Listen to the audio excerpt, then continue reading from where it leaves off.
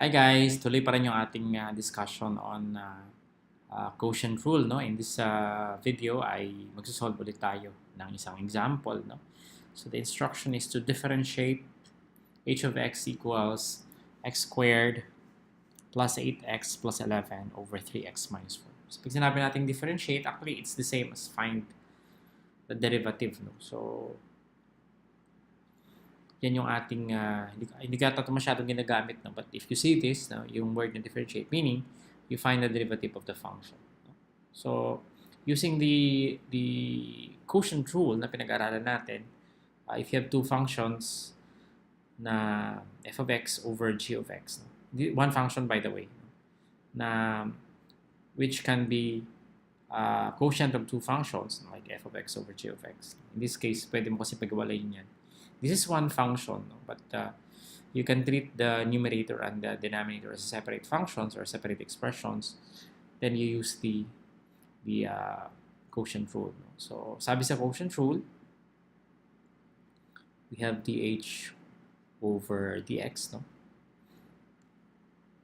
We can use the Leibniz notation. We have d dx of h of x, no? Is equal to g of x muna. Yung g of x yung nasa baba na yung ating denominator at yung f of x natin yung ating taas. No? So we can substitute dun sa formula, no, na pinag-aralan natin dun sa unang part nito series. We have g of x, which is our denominator, 3x minus 4.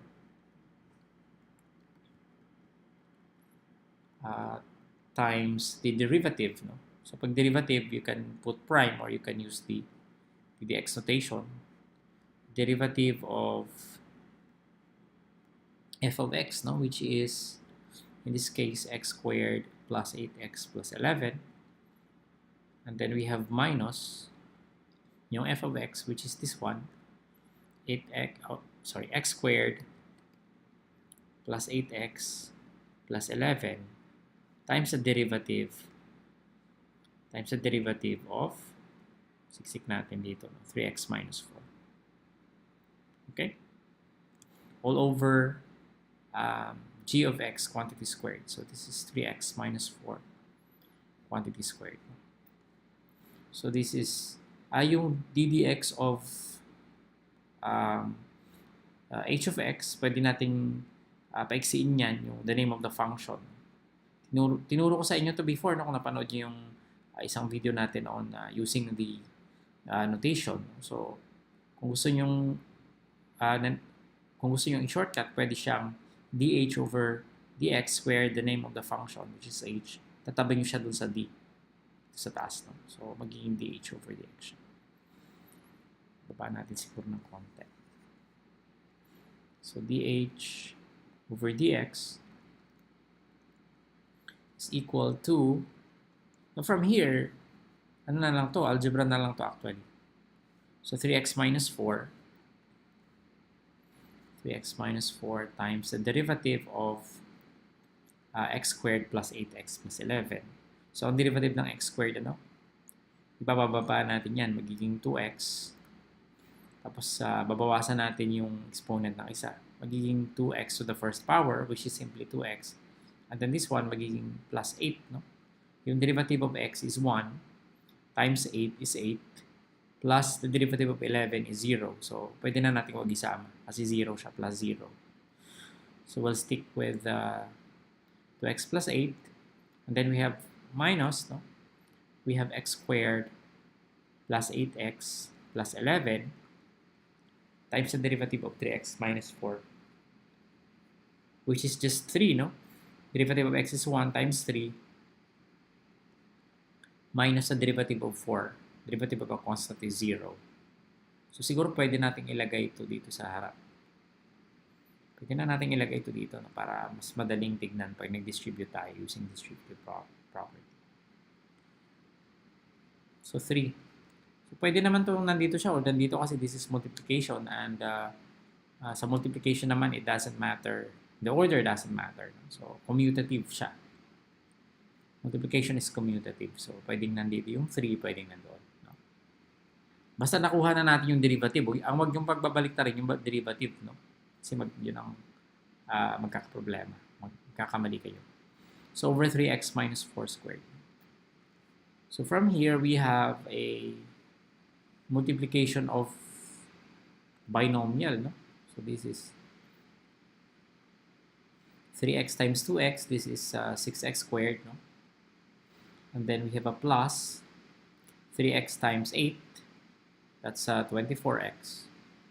Then we have a minus 4 times 2x. May kulay natin. Minus 4 times 2x is minus 8x. And then minus 4 times 8 is minus 32. So ito na yun. Ito na yung part na yan. And then we have yung dalawang binomials. And we have a minus. No need for this para makita lang natin that this is the product of the two binomials. Minus 3, no? 3 times x squared is 3x squared. Then minus 3 times 8x, it's minus 24x. And then we have minus 3 times 11, this is minus 33. Okay? Over 3x minus 4 quantity squared. No? Pwede ba tayo simplify dito? So we have, this is equal to, ang may x squared, yung 6x squared at saka minus 3x squared. So 6 minus 3, that means ang natira sa atin ay